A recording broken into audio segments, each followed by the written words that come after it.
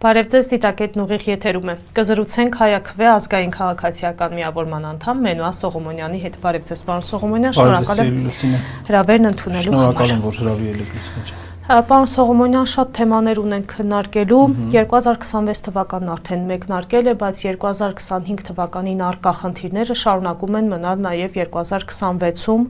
Այն է հակաեկեղեցական արշավը, որ այս իշխանությունները սկսել են 26 թվականին եւս շարունակվում է։ Ասեմ ավելին, տեսնում ենք, որ կան հոգևորականներ, հոգևոր սպասավորներ, որոնք միանում են այս արշավին, նրանք արժանացել են տիրադավներ կոչմանը եւ թիվը գնալով ավելանում է։ Նիկոլ Փաշինյանը շարունակում է պահանջել ամենայն հայոց կաթողիկոսի հրաժարականը, չնայած կաթողիկոսն անսասան է, իր տեղում է, բայց այնուամենայնիվ տեսնում ենք, որ կան նաեւ ճնշումներ եկեղեցականների նկատմամբ։ Ինչ անել այս պարագայում։ Եկեղեցին այս գործընթացից ես համոզված եմ, որ ավելի ուժեղացված է դուրս գալու եւ եթե կան նաեւ խնդիրներ, այդ խնդիրները քննարկելու, լուծելու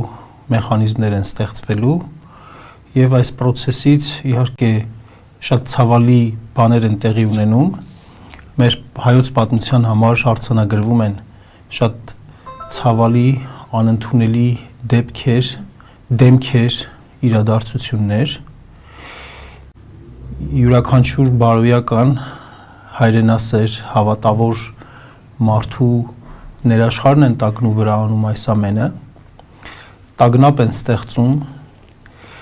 դարձել է հակաեկեղեցական արշավը աշխարհաքաղաքական նաև միջամտության առարկա եւ ծառայեցվում է հակաեկեղեցական արշավը Հայաստանի լավը չցանկացող պետությունների շահերին։ Այդուհանդերձ այս օրակարգը սին, փուչ, արհեստական փչված օրակարգ է, հարցումները ցույց են տալիս, որ հայաստանյաց առաքելական Սուրբ եկեղեցին, իդեմս նրա հովվապետի Գարեգին II կաթողիկոսի, շարունակում է պահպանել ժողովրդի շրջանում բարձր համարում վարկանիշ լեգիտիմություն եւ ձեռքի պարզապես շարժումներ, հրացանի այս դատարկ կրակոցներ հիշեցնող այս քայլերը դատապարտված են ձախողման։ Մենք դեկտեմբերի երկրորդ կեսին տեսանք իսկական ֆլեշմոբ, շքերթ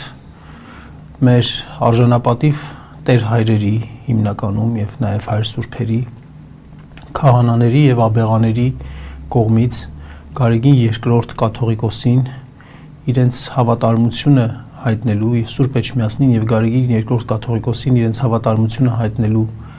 այդպես շքերթ տեսանք, ինչը շատ հուսադրող է, շատ ուրախացնող է, որ մեր քահանաների մեծագույն մասը չի տրվում գայթակղությունների, չի տրվում փողի գայթակղության, ճնշման գայթակղության, այն նույն գայթակղություններին, որոնցով ինչպես նոր կտակարանում է գրված չարը փորձում էր Հիսուսին եւ հավատարիմ ու անսասան կանգնել են իրենց առաքելությանը։ Մեր աջակցությունը, մեր ինչ անելը պետք է դրսևորվի եկեղեցու հետ ավելի սերտ լինելով, եկեղեցի գնալով, պատարակներին մասնակցելով եւ մերժելով բոլոր այն քահանաներին, ովքեր որ տրվեցին այդ գայթակղություններին, հանուն փողի կամ չդիմացան ճնշումներին,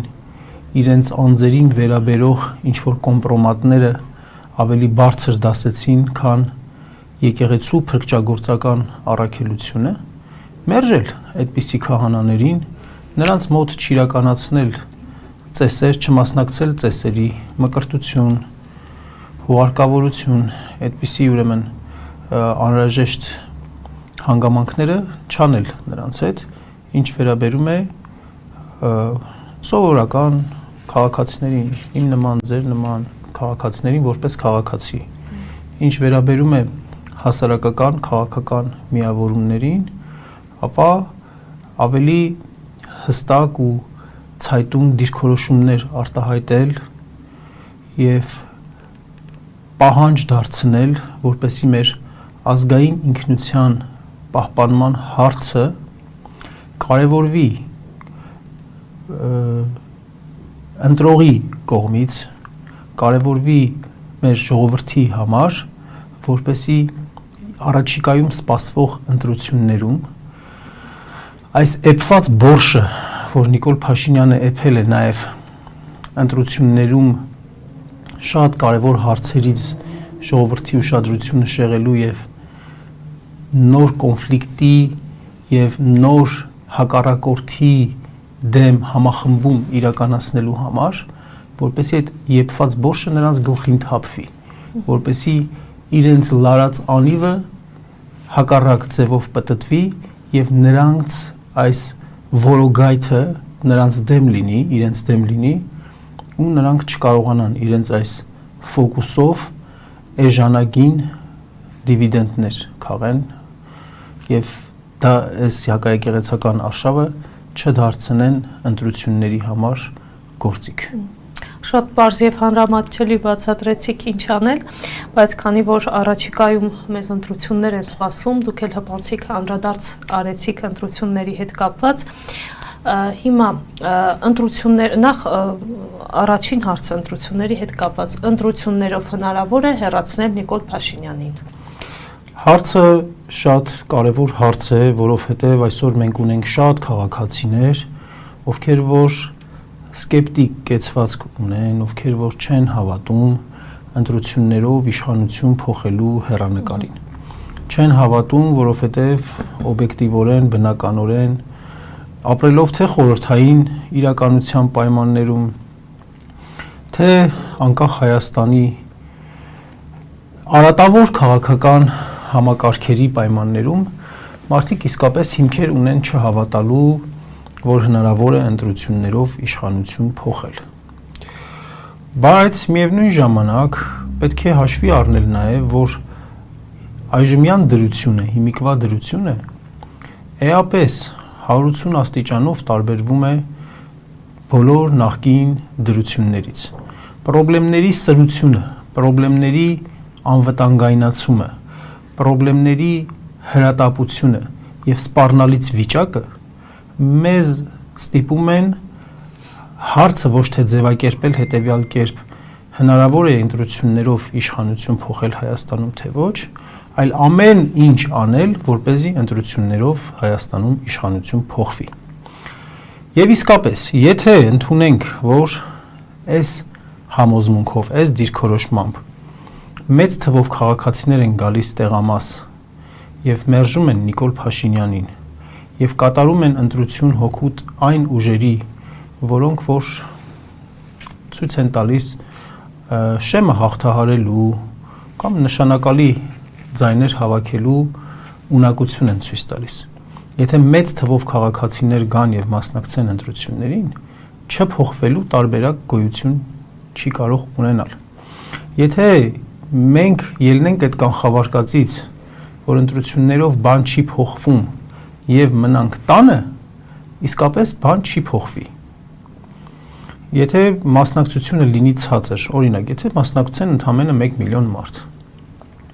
այդ ինչքան ցածր լինի մասնակցությունը, մենք այս տաղավարում առիթ ունեցել ենք այդ մասին խոսելու, բայց արժե նորից ասել, ինչքան ցածր լինի մասնակցությունը, այնքան Փաշինյանի ընտրազանգվածը այդ քիչ թվով մարդկանց մեջ բարձր տեսակարար կշիռ է ունենալու։ Իսկ Փաշինյանին ընտրող մարդիկ, մեր հայրենակիցները, մեր մոլորյալ հայրենակիցները, ու մի մասը մոլորյալ, մի մասը շահերից դրդված եւ այլն, ավելի ակտիվ են լինելու։ Հետևաբար յուրաքանչյուր քաղաքացի պետք է իր քաղաքացիական պարտքը կատարի եւ ինքը մասնակցելով ընտրություններին եւ ուշադիր լինելով յուրաքանչյուր քաղաքական ուժի իշխանություն, թե ընդդիմություն, թե նոր ձևավորված արած չարածի, անձանց անցած հետագծի, նրանց ներկայացրած այո ծրագրերի, խոսքի վերաբերյալ չափի կշռի, կշռադատի եւ նոր իր վարքագիծը դրսեւորի ընտրական եւ հնարավորինս բերելով տեղամաս իր ընկերներին, բարեկամներին, հարազատներին, յուրաքանչյուր ոք անի իր բաժին գործը հիասթափության պատը ջարդելու համար եւ եթե մեծ եղավ մասնակցությունը Փաշինյանը պարտվելու է, Փաշինյանը անպայման պարտվելու է։ Ամենավատատեսական սցենարով առաջնորդվելու դեպքում էլ մենք հաստատ չենք ունենա այսօրվա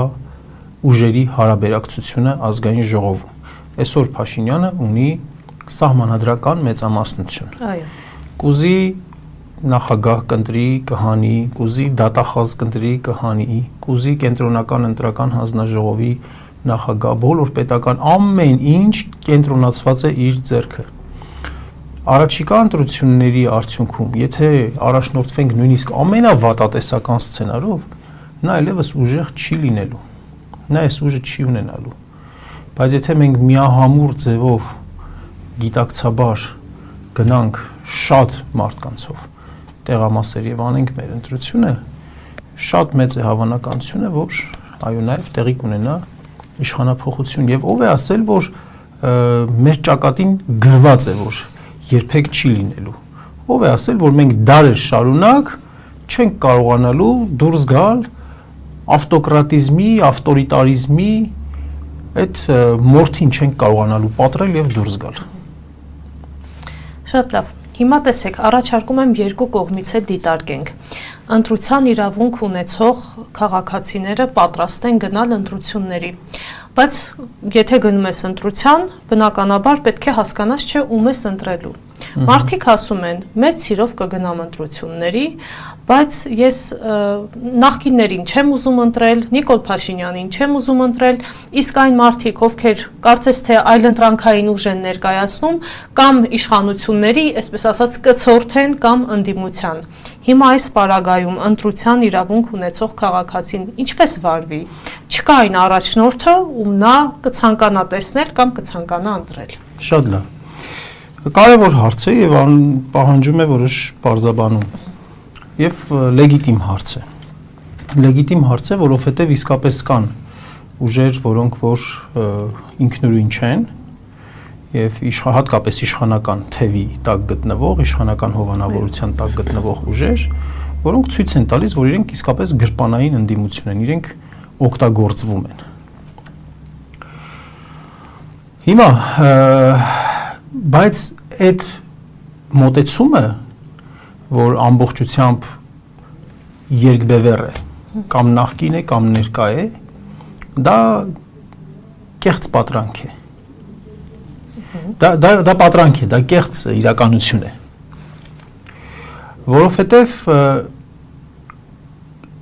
կան ուժեր եւ արդեն իսկ հայտ են ներկայացրել եւ մյուսներն էլ հայտ են ներկայացնելու, այդ հայտ ներկայացնելու ճանապարհին են գտնվում, որոնք տալիս են այդ ռեալ այլընտրանքը։ Նրանցից մեկը, օրինակ, մեր ձևով շարժումը 3 այդպես ժողով էր արել, համաժողով էր արել, ծրագրային բնույթի, հիմնականում սոցիալ-տնտեսական հարցերի վերաբերյալ տալիս էր տարբերվող դիրքորոշումներ, անում էր առաջարկներ։ Մեկ այլ ուժ, օրինակ, Ծառուկյանի ուժը ոչ ոք չի կարող այդպես ասել, որ ակնհայտ կամ գործող իշխանությունների կամ նախկին իշխանությունների կցորդ է հանդիսանում։ Չկա դրա ապացուցողական բազան, որովհետև նաև այս ամբողջ ընթացքում Ծառուկյանը նաև իրեն դրսևորել է հարաբերականորեն որպես անկախ առաջնորդ, դրա համար ունենալով համապատասխան ռեսուրսներ։ Այլ բան է, որ յուրաքանչյուր ոք կարող է ունենալ թե այդ մարդու, թե այդ ուժի, մարդու գլխավորած ուժի նկատմամբ տարբեր տիպի վերաբերմունք։ Բայց ես ասում եմ նրա համար, որ այդ պատրանքը հասկանալի լինի, որ դա պատրանք է, որ բինար ընտրության առաջ են կանգնելու կամ։ Եվ նոր հայտ ներկայացնող ուժեր էլ կան, որոնք դեռևս չունեն շատ խոշոր տրամաչափ, որ պարզ լինի ասելու, որ իրենք ակնհայտ անցնելու են, հաղթահարելու են արգելքը, բայց միևնույն ժամանակ շեմ են խորհրդարանական ընտրությունները, բայց միևնույն ժամանակ տեսանելի է, որ տեղի է ունենում գործընթաց, հաղորդակցման գործընթաց, քննարկելու, միավորվելու գործընթացներ, շփումներ տեղի են ունենում եւ դա ես կարող եմ վստահաբար ասել եւ դա տեղի ունենալու է։ Մանավանդ որ այդպիսի տարբեր ուժերի ներկայացուցիչներ նորից անկախ յուրաքանչյուրի նկատմամբ վերաբերմունքից իրենք էլ են խոսում միավորման անհրաժեշտության մասին, գիտակցելով, որ առանձին գնալով ձախողվելու են։ Կամ ձայների փոշիանալու են, դե դա լինելու, այո, ձախողվելու են, փոշիանալու են եւ փոշիացման արդյունքում ձայները ավելի շատ գնալու են ամենաշատ քվ հավաքած տվյալ պարագայում ամենաշատ հավանականությունը այսօրվա դրությամբ դեռևս իշխանությունն ունի։ Ասածս չի ենթադրում, որ իշխանությունը մնացած բոլորից շատ ունի։ Չէ, մնացած բոլորից ակնհայտորեն քիչ ունի, ընդդիմությունից ավելի քիչ ունի ինքը։ Բայց առանձին միասնական ընդդիմությունից, առանձին վերցված, այո, գուցե նրանցից յուրաքանչյուրից շատ ունի դեռևս եւ դա դրա մեջ որոշակի բաներ կան։ Օբյեկտիվության ասելը սովորական երևույթ է դա, որ այդպես է։ Ընդհանրապես մարդկանց մոտ, մարդկանց մի ստվար հատվածի մոտ միշտ էլ արկա է օրվա ուժին, օրվա իշխանությանը հարելու հանգամանքը։ Հիմա ինչ վերաբերում է մեկ առաջնորդի, ինչ որ մի առաջնորդ, որը որ լինի խարիզմատիկ, գիտեք, մենք միշտ մեր քաղաքական վարքագծի կառուցման հարցում սովորենք այդպես մտածել, սովորենք, որ պետք է ընտրել մարդու, որը որ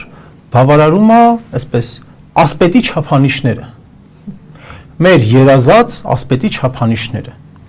որ ինքը եւ փորձառություն, ճանապարհ անցած լինի, եւ կապեր ունենա, եւ իմաստուն լինի, եւ խարիզմա ունենա, կինետիկ իմիջ ունենա, եւ բոլոր այսպես լավ բաներ այդպես խտացնում ենք ու դնում ենք ինչ-որ մի մարդու մեջ։ Քաղաքականության մեջ սովորաբար քիչ է հանդիպում նման բան, որ փնտրենք եւ ընտրենք այդպիսի առաջնորդների եւ գնանք նրանց հետևից։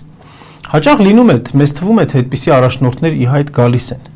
Բայց շատ էլ լինում է, որ այդպիսի առաջնորդների մոտ մի քանի կարևոր հանգամանքներ օրինակ պակասում են։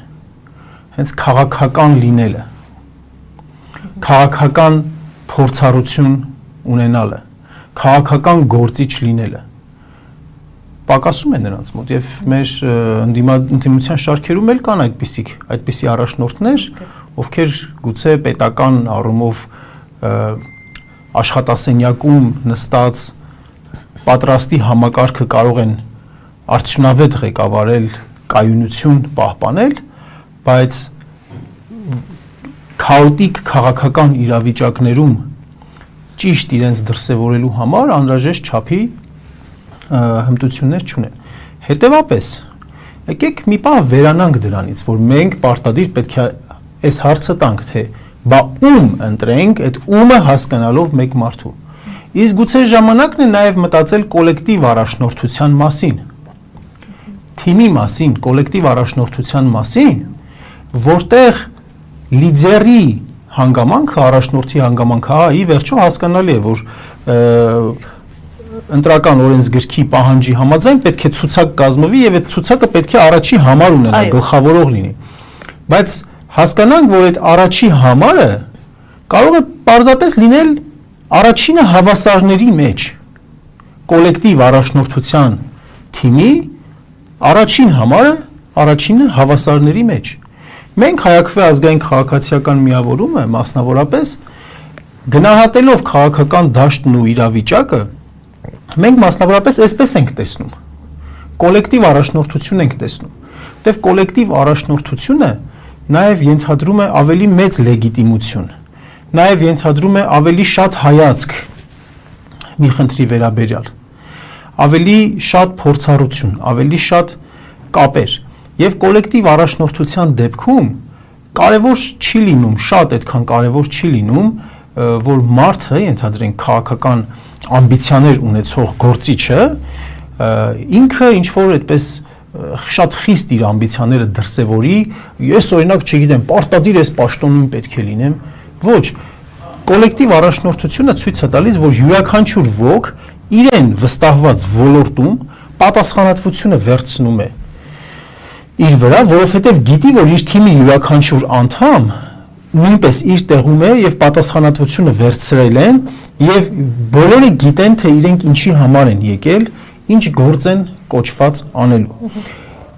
Մի քիչ էլ եկեք համբերենք, մի որոշ ժամանակ էլ եկեք համբերենք եւ էլի ես կգամ ձեր տաղավար եւ գուցե շատ ավելի པարզ պատկերներ էլ մենք արդեն կունենանք քաղաքական դաշտում որոշակիացումը ավելի շատ կլինի, հաստատ այդպես չի լինելու,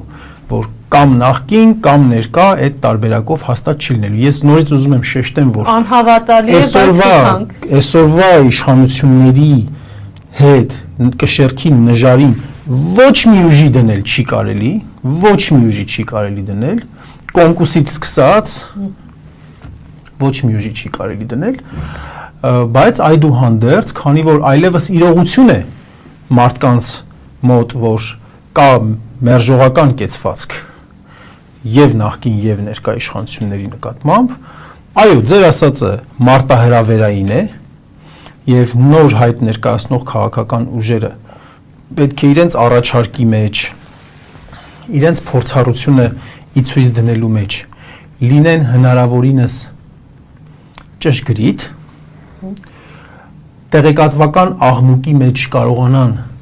հստակ ասել իրենց խոսքն ու իրենց առաջարկները, բայց ես լիահույս եմ, որ համենայն դեպս կլինեն այդպիսի ուժեր, արդյունավետ այդպիսի միավորումներ կլինեն։ Ես այդ հարցում լիահույս եմ։ Ընտրությունների հետ կապված եւս մի հարց։ 21 թվականի օրինակը բերենք, շատ հեռու չգնանք։ Հայաստանի Հանրապետությունը, եթե չեմ սխալվում, մոտ 3 միլիոն բնակչություն ունի, կամ միգուցե մի փոքր ավել։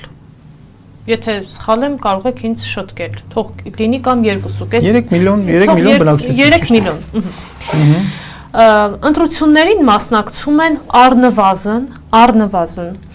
2 տասնյակ կուսակցություններ, դաշինքներ եւ մարդկանց կանգնեցնում են ավելի դժվար ընտրության առաջ։ Որովհետև կան, այսպես, մարդ կուսակցություններ, դուք նշեցիք ավելի կոլեկտիվ առաջնորդության մասին խոսեցիք, որը շատ կարևոր էր, այդպիսի իհարկե, այսպես ասած, միավորումներ եւս կան, որոնք իսկապես կարող են մեծ հաջողությունների հասնել, բայց կարծում եմ դրա համար ժամանակ է պետք։ Հիմա ինչ անի սովորական քաղաքացին, ինչպես ճիշտ ընտրություն կատարի, եթե,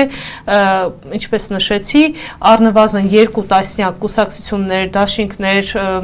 պատրաստ են մասնակցել ընտրությունների եւ ներկայացնում են ծրագիր եւ տեսնում են իրենց առաջնորդ։ Շատ լավ։ Ուրեմն ձեր նշած 3 միլիոն մարդու բնականաբար 3 միլիոնն էլ չունեն ընտրելու իրավունք։ Միանշանակ։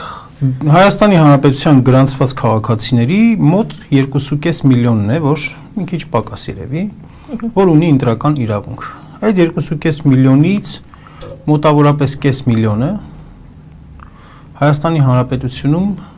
չի գտնվում, մշտապես չի գտնվում։ Դες կարող է սեզոնային գալ, գնալ եւ այլն, բայց տարվա յուրաքանչյուր ժամանակ, գրեթե յուրաքանչյուր ժամանակ այդ կես միլիոնը բացակայում է։ Նախ այն հանգամանքը, որ 2 միլիոն մարդ ընտրական իրավունք ունեցող կա Հայաստանում եւ կարող է մասնակցել, սա արդեն իսկ հուսադրող հանգամանք է։ Սա նշանակում է, որ լավ ճիշտ աշխատանքի դեպքում մենք կարող ենք Փաշինյանին հաղթել ընտրություններում։ Շատ լավ։ Իսկ ինչպես անել, ինչ անել, ինչպես կողմնորոշվել։ Այո։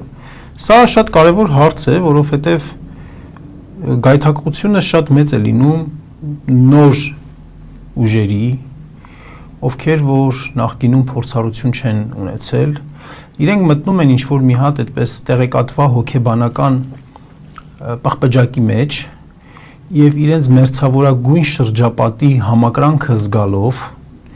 Facebook-յան ինչ-որ ասենք շրջապատի համակրանքը զգալով, իրենց կրթական ցենզի, իրենց ծանոթության, աջակցությունը զգալով իրենց թվում է, որ ամբողջ ժողովուրդը իրենց ճանաչում է, տեղյակ են, հեսա իրենք հայտ ներկայացնեն, ամբողջ ժողովուրդը կգնա իրենց հետևից։ Այդպիսի խապկանքի մեջ մենք եւս եղել ենք, ես եւս եղել եմ։ Հենց ձեր ասած 21 թվականին եւ հայտ ենք ներկայացրել ընտրություններին եւ մեզ թվացել է, որ մի քանի ինչ որ ցուցանիշների նայելով մեզ թվացել է, որ մենք հեսա կմտնենք եւ հեղափոխություն կանենք։ Եվ մենք չարաչար սխալվել ենք։ Հիմա ինչ պետք է անի քաղաքացին։ Այս իմաստով։ Քաղաքացին պետք է մի քանի բան անի։ Առաջինը նայի այդ ձեր ասած ենթադրենք 20 կուսակցություն, 20 քաղաքական ուժ ընտրության է մասնակցում։ Նայի այդ ուժերից որոնք են, որ այս ամբողջ ընթացքում մենակով, հիմնականում մենակով, միայնակ ձևով կամ փոքր աննշան այդպես դաշինքներով մասնակցել են ընտրությունների եւ ձայներ են փոշիացրել։ Նրանց հանի ցուցակից պարզապես, իր ցուցակից հանի։ Եթե նույն գործիչը կամ նույն փոքրիկ դաշինքը կամ նույն մարդկանց տարբեր կոնֆիգուրացիաներով միշտ այս ամբողջ տասնամյակների ընթացքում անընդհատ մասնակցել են, բայց այդ ընթացքում նրանք չեն աճել, համապատասխան ռեսուրս չեն կուտակել։ Ուրեմն եւ նաեւ իրենց խոսքի մեջ էլ այդպես շատ սպეციფიկ չեն տարբերվում։ Ուրեմն նրանց չարժի ընտրել, նրանց պետքա մի կողմ թողնել։ Այս մեկ։ Երկրորդը նոր ուժեր, ինչ վերաբերում է նոր ուժերին։ Եթե նոր ուժերը իրենք ասում են ընտրեք մեզ, որովհետև մենք նոր ենք, միայն դրա համար կարծում եմ պետք չի ընտրել։ Զուտ նրա համար, որ իրենք նոր են։ Եվ պետք է կենտրոնանալ այն ուժերի վրա, որոնք նոր են, այո։ Եթե մենք ասում ենք, որ ոչ նախկին, ոչ ներկա այդ բանից դուրս ենք, չէ՞ գալիս։ Նոր ուժերի վրա պետք է կենտրոնանալ, բայց այնպիսի նոր ուժերի, որոնք նախ հակված են միավորումների, կոնսոլիդացվելու, եւ երկրորդ ցույց են տալիս, որ կարողանում են ուժ կուտակել։ Ինչպես միջազգային քաղաքականության մեջ, այնպես էլ ներքին քաղաքականության մեջ հիմնական արտարժույթը քաղաքականության ուժն է։ Պարզ է միջազգային քաղաքականության մեջ այդ ուժը դրսևորվում է երկրի ռազմական հզորությամբ, տնտեսական հզորությամբ, ներքին քաղաքականության մեջ այդ ուժը դրսևորվում է մասնագետների քանակով, ինտելեկտուալ կշռով, իրատեսական խոսքով, տարածքային կառույցներով, անդամների թվով, իրականացվող ծրագրերով եւ այլն։ Հիմա մենք օրինակ համեստ ուժ ենք այն տեսանկյունից, որ շատերի համեմատ այս մի քանի 2-3 տարվա ընթացքում ավելի շատ ուժ ենք կուտակել, ավելի շատ խոսնակներ ունենք, ավելի շատ փորձագիտական, էքսպերտային հնարավորություններ ունենք, բայց այդքան ուժեղ չենք գոռում։ Հիմա պետք է քաղաքացին, Հայաստանի Հանրապետության քաղաքացին այդ չափանիշները դնի իրար կողք, այդ չափանիշներով համադրի, այդ ուժի հանգամանքը, նորության հանգամանքը, ինտելեկտուալ կապիտալի հանգամանքը, ասածի իրատեսականության հանգամանքը, իսկ չափավորության հանգամանքը, շատ ներողություն, բայց յուրաքանչյուր քաղաքացի ընտրելու իրավունք ունեցող արդյոք ի վիճակի է այդ ձեր ասած վերլուծությունն իրականացնել։ Եկեք դա էլ հաշվի առնենք։ Սա էլ հարցի մեկ այլ կողմն է, ճիշտ է, սա էլ հարցի մեկ այլ կողմն է։ Մի բան էլ ասեմ ու ձեր հարցին էլ անդրադառնամ։ Եվ նաև շատ օգտակար խորհուրդ մեր հայրենակիցներին։ Թող հետևեն նրանք, ովքեր որ այդ հարցը իրենց առաջ դնում են, հա, թող հետևեն տարբեր սոցիոլոգիական հարցումների, մի հարցման չէ, մի կազմակերպության կողմից իրականացվող հարցման չէ, այլ տարբեր հարցումների հետևեն ու դրանից իրավիճակը իրենց համար ավելի պարզ կլինի, ծանրութեթև կարող են անել եւ հասկանալ, որ ուժերն են ավելի արդյունավետ։ Եվ այդ արդյունավետության մեջ թող կատարեն իրենց ընտրությունը։ Նրանք, որոնք իրենց համար շոշափելի ընդունելի չեն, ակնհայտ ընդունելի չեն, բացառեն։ Եվ բայց հաճախ մենք կարող ենք կանգնել մի իրավիճակի առաջ, երբ որ մեր քաղաքացին այդ մենյուի մեջ ոչ մեկին էլ չուզենա։ Ոչ մեկին էլ չուզենա։ Բայց քաղաքականությունը այնպիսի բան է, որ դու հաճախ ոչ թե ընտրություն ես կատարում լավի եւ վատի մեջ, այլ վատի, վատթարի, ահավորի եւ վատթարագույնի մեջ։ Չարյաց փոքրագույն։ Եվ ընտրում ես վատը։ Եվ ընտրում ես վատը։ Իսկ մերօրյա պայմաններում, մեր քաղաքական համակարգի պայմաններում կոնֆետկա քաղաքական ուժ ստեղծելը շատ դժվար է, որ համ ուժեղ լինի, համ պուպուշ լինի, համ արդար լինի, համ ասպետ լինի, համ, չգիտեմ, ամբողջ լավ բաներ իրար հետ վերցրած։ Հիմա ինչ վերաբերում է քաղաքացուն։ Այո, այստեղ քաղաքական իմ եւ ձեր ասածները ոնց որ մեկը մեկից է բխում։ Այստեղ քաղաքական ուժի խնդիրն է արդեն։ Ինչպես անել, որպեսզի իր միտքը, իր խոսքը ճիշտ հաղորդակցի եւ հաղորդակցի այնպես, որ իր մասին ավելի շատ իմանան, իրեն ավելի շատ լսեն, որը որ շատ դժվար բան է։ Շատ դժվար, որովհետեւ մեր բնակչության մի մասը ինֆորմացիոն բլոկադայի մեջ է։ Մեզ թվում է, որ 21-րդ դարն է, ինֆորմացիան բաց է, տեղեկատվությունը բաց է, բայց տեղեկատվական քաղաքականությունն էլ տարվում է այնպես, որ մարդկանց մի մասը հայտնվում են ինֆորմացիոն բլոկադայի մեջ։ Մի մասի մոտ այդ մեդիա գրագիտության ակնհայտ պակաս կա, որ մարդ ասում է ինտերնետում այսպիսի բան են ասել։ Հա? Համացանց են ցիտում։ Հա, ինտերնետ, լայն հասկացություն է, չէ՞, ինտերնետում հնարավոր է, չէ՞, ասենք եւ լինի իրական իրադարձություն եւ մանավանդ հիմա էլ արհեստական բանականությամբ այնպեսի կադրեր են պատրաստում, որ մարդիկ դժվարանում են։ Երբեմն մենք էլ ենք այսպես ուզում ենք համոզվենք այս արհեստական բանականությունը, թե իրականություն է։ Այստեղ քաղաքական ուժերի, այս էլ թող լինի չափանիշ, քաղաքական ուժերը որքանով են կարողանում իրենց իրատեսական խոսքը պարզ, մատչելի եւ արդյունավետ ներկայացնել ընտրողներին։ Որպես այս հատվածը որպես ավելի շատ բան խոսեցինք, մասնագիտական խոսեցինք, ոչ թե քաղաքական որպես բայց կարծում եմ շատ հետաքրքիր էր, սա էլ հետաքրքիր, պետք է պարոն Սողոմոնյան այս հարցերն էլ քննարկել, վերադառնանք մեր դառը քաղաքական իրականություն։ Ունենք բազմաթիվ քաղբանտարկյալներ, բայց տեսնում ենք, որ նաև Սամվել Կարապետյանի խափանման միջոցը փոխվեց, տնային կալանքի Դավիթ Համբարձումյանի տնային կալանք եւ գրավ։ Հիմա ինձ հետաքրքիր է, ընտրություններին ընդառաջ ձեր կարծիքով ինչ որ բան է փոխվել, թե օրինակ Դավիթ Համբարձումյանի եւ Սամվել Կարապետյանի դեպքը պետք չէ այդպես հիմք ընդունել, այնուամենայնիվ կրկին բազմաթիվ քաղբանտարկյալներ շարունակում են մնալ կալանավորված։ Ձեռնպահ եմ մնում կոնկրետ անձանց հետ կապված խափանման միջոցը փոխելու պատճառների մասին խոսելու, որովհետև եթե չունեմ համոզմունք, չեմ ուզում խոսել, ենթադրություններս չեմ ուզում ասել, համենայն դեպս ձեր նշած բոլոր դեպքերն էլ այնքան անհեթեթ դեպքեր էին։ Սամվել Կարապետյանի դեպքը, որ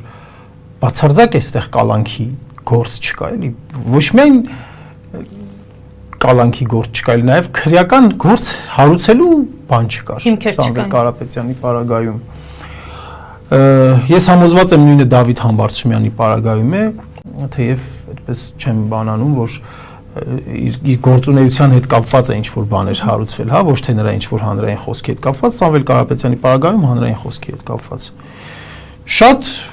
մարդիկ մնում են, այո, կալանավորված, բանտարկված վիճակում։ Մեր եկեղեցու սպասավորները, մեր եկեղեցու բարձրաստիճան հոգևորականները կալանավորված, իսկ Միքայել Սրբազանը ազատազրկված վիճակում։ Եվ այլ մարդիկ, որոնցից այո ես պահի դրությամբ ես կառանձնացնեի Նարեկ Սամսոնյանին, որը ընդհանրապես նրա ասածը հիմք չէր քրեական գործ հարուցելու։ Գուցե եթե շատ այդպես ուզենային, կարող էին քաղաքացիական հայցով մտնել դատարան վիրավորանքի համար, եթե այդ բառը օգտագործելու համար, չգիտեմ, ես չեմ ուզում կրկնել, հուսամ մարդիկ գիտեն ինչ բառի մասին է խոսքը։ այդ բառը օգտագործելու համար կարելի էր մաքսիմում քաղաքացիական վիրավորանքի գծով քաղաքացիական ինչ-որ գործ հարուցել եւ օրինակ, չգիտեմ, դրամական փոխհատուցում ուզել։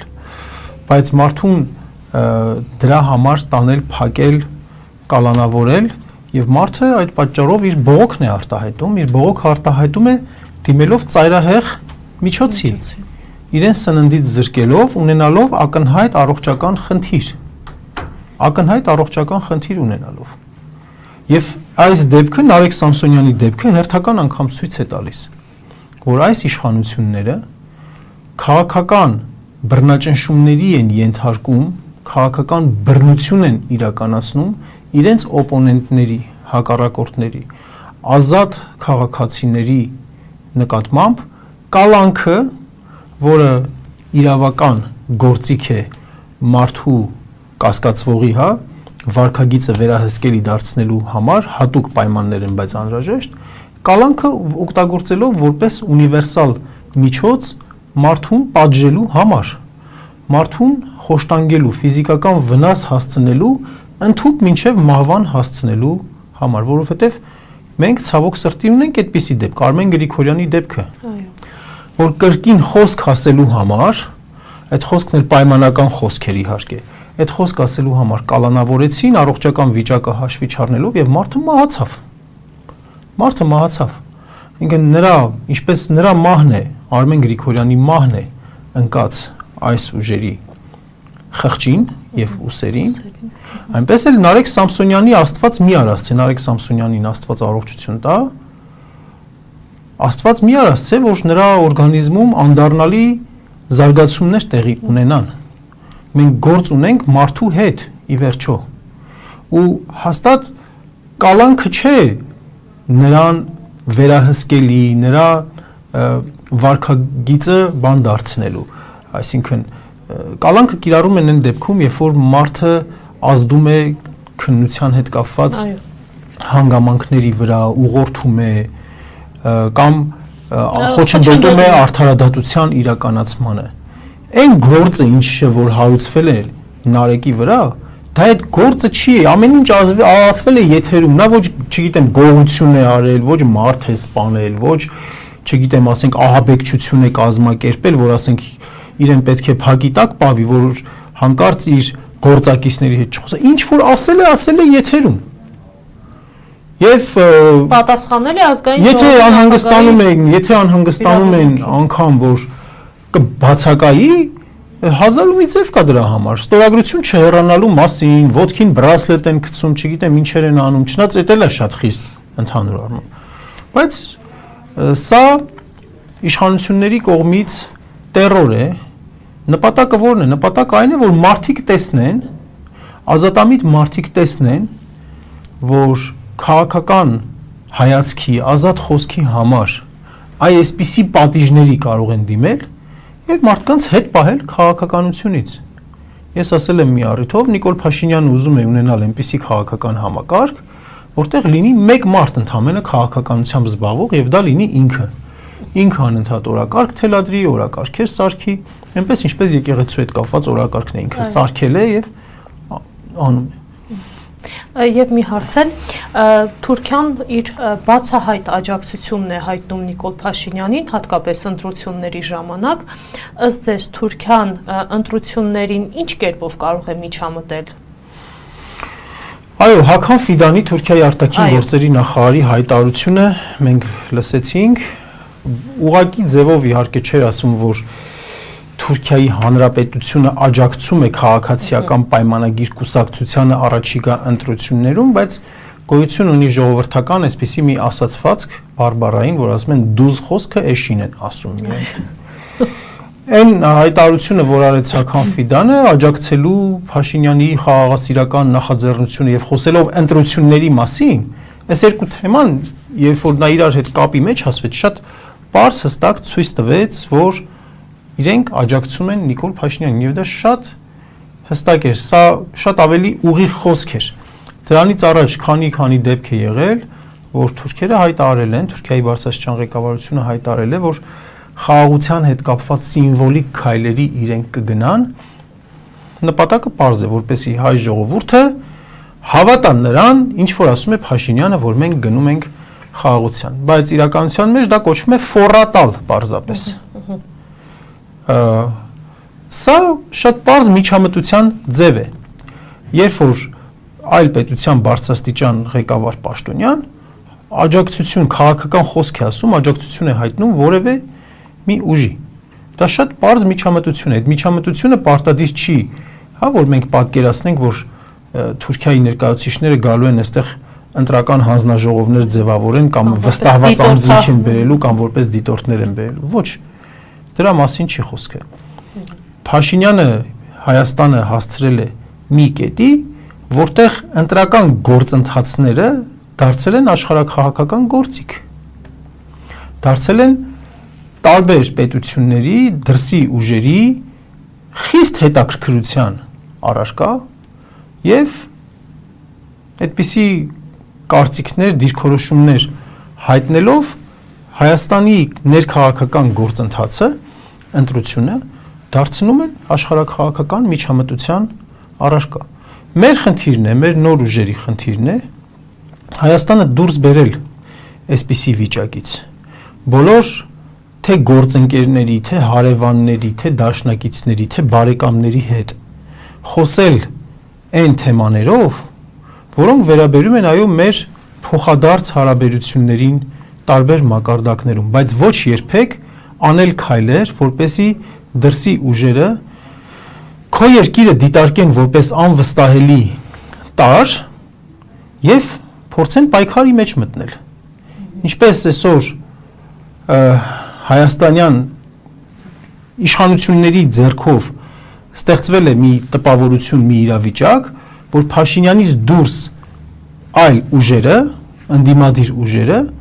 իբրև թե չեն ուզում խաղաղություն լինի Թուրքիայի հետ հարաբերություններում, ուզում են որ կոնֆլիկտ լինի։ Ոչ, չկա նման բան։ Չկա նման բան։ Ոչ ոք չի, ոչ մի նորմալ խելամիտ մարդ չի ասի, որ այ ես գալու եմ իշխանության եւ զենք առնելու եմ կամ չգիտեմ Թուրքիայի հետ կոնֆլիկտի եմ գնալու։ Չկա նման բան։ Բայց արտաքին քաղաքականության մեջ այս իշխանությունների հենց մոտավորապես այդ է գնում։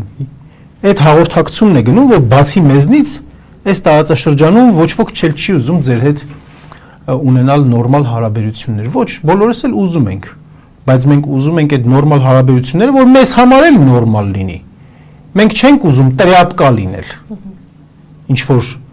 պետության ձեռքին լինի Թուրքիան, լինի Ռուսաստանը, լինի Ամերիկայի Միացյալ Նահանգները, Եվրոպական միությունը եւ այլն։ Բայց այսօր փաստորեն ստեղծվում է այդպիսի արտաքին քաղաքականությունը տխրահրճակ բերել են հասցրել են մի կետի, որ որոշ շրջանակներ Իրանի համար, Ռուսաստանի համար են անբարեհույս տար դիտվում, որոշ շրջանակներ Թուրքիայի համար են անբարեհույս տար դիտվում։ Ես հատկապես կամ արևմուտքի համար են ոչ այդքան ցանկալի դիտվում, որովհետև Հայաստանը մտցրել են մի խաղի մեջ, որը այս գործորդների, այս դերակատարների աշխարհաքաղաքական հակասություններին է վերաբերում։ Մենք պետք է հեռու մնանք այդ խաղերից։ Մենք պետք է այդ երկրների հետ մեր հարաբերությունները կառուցենք այն արժեքների վրա, այն պայմանավորվածությունների վրա, որոնք չեն վերաբերում նրանց միջև խնդիրներին։ Ընդհակառակը պետք է մեր հարաբերությունները կառուցենք այն արժեքների վրա, այն պայմանավորվածությունների վրա, որոնք կարող են այդ հակամարտող կողմերի միջև համագործակցային կամուրջներ հանդիսանալ։ Վերջի վերջո մենք սև ու սպիտակ ձևով չպետք է նայենք միջազգային քաղաքականությունը։ Ինչքան որ այսօր լարված է այո միջազգային քաղաքական իրադրությունը, գնալով սրվում են հարաբերությունները, գնալով բոլորը կարծես թե ինչ-որ պատերազմների են պատրաստվում։ Այդուհանդերձ այդ պետություններն էլ կոնֆլիկտայնությունը այո միջազգային համակարգի, միջազգային հարաբերությունների կարևոր տարրն է կոնֆլիկտայնությունը, բայց նաև միջազգային համակարգի կարևոր տարրերից մեկն է փոխկապակցվածությունը։ Մեկը առանց մյուսի էլ չեն կարող ապրել, որովհետև տնտեսությունները փոխկապակցված են։ ու խնդիրը նրան մեջ է, որ յուրաքանչյուր փոքր պետություն, որ փոքր է, բայց խելացի է, անգլերեն ասում են small but smart, հա, փոքր է, բայց խելացի է, կարողանում է իր վրա այդպիսի կամուրջներ կառուցել։ Ներողություն, ասացիք փոքր է, բայց խելացի է, հիշեցի, ասում եմ պստիկ է, բայց ճստիկ է։ Այո։ Եվ մեր խնդիրը հենց դրանում է լինելու, որ մենք Հայաստանի եւ ներքաղաքական կյանքում փոխելու ենք քաղաքական մշակույթը։ Եվ ընտրությունները մենք դարձնելու ենք, Հայաստանում ընտրությունները մենք դարձնելու ենք ոչ թե աշխարհաքաղաքական ու քաղաքակրթային ընտրություններ, այլ պարզապես քաղաքական ընտրություններ։ Ասեմ ինչի մասին է խոսքը, կարճ բացատրեմ էլի։ Տեսեք, օրինակը բերենք մարդու վրա։ Երբ որ ծնողը երեխային դաստիարակում է, բաներ կան, որ նա թողնում է երեխայի ընտրությանը, բաներ կա, որ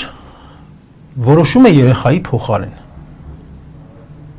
Ինչն ենք մենք թողնում մեր երեխայի ընտրությանը։ Մեր երեխայի ընտրությանը օրինակ թողնում ենք նրա կյանքի համար շատ կարևոր ինչ-որ բաներ, օրինակ մասնագիտությունը։ Հա կարող ենք ուղղորդել, կարծիք հայտնել եւ այլն, բայց օրինակ մասնագիտության հարցում մենք դա թողնում ենք երեխայի ընտրությանը, որ ինքը ընտրի իր ուզած մասնագիտություն, ինքը ֆիզիկայի գծով է գնում, թե գնում է բանասիրության գծով, թե գնում է արհեստագործական կրթության գծով, ըստ երեխայի նախասիրությունների, իր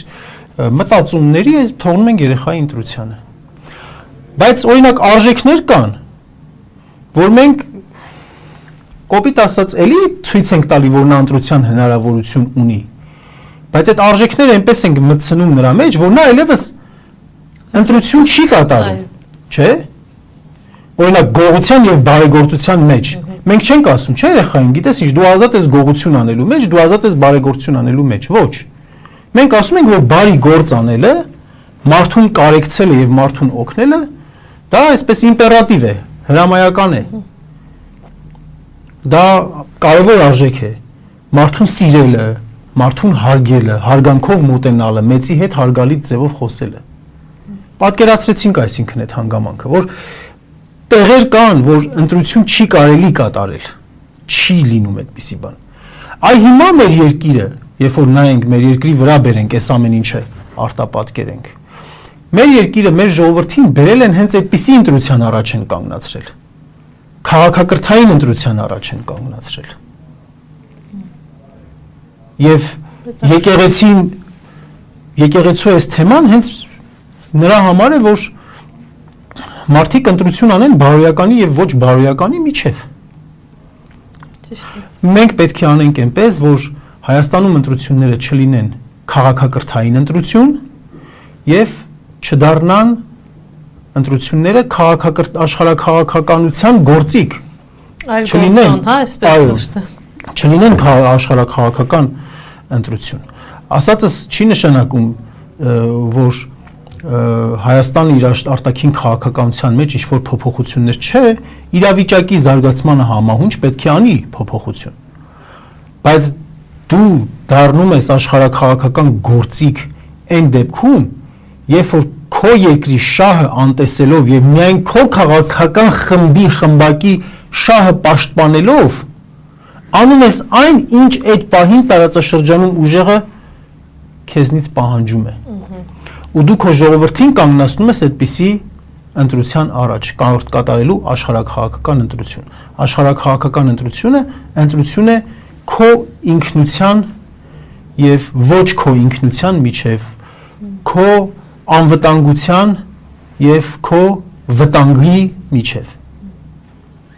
Շնորհակալ եմ, պարոն Սողոմոնյան, կարծում եմ շատ հետաքրքիր ուսուցողական նաև հարցազրույց ստացվեց, ինչի համար անչափ շնորհակալ եմ, ինչպես միշտ շատ հետաքրքիր կարևոր դիտարկումների եւ վերլուծության համար։ Զրուցում էինք Հայաքվե ազգային քաղաքացիական միավորման անդամ Մենուա Սողոմոնյանի հետ, այսպիսիներ դիտակետը, կհանդիպենք։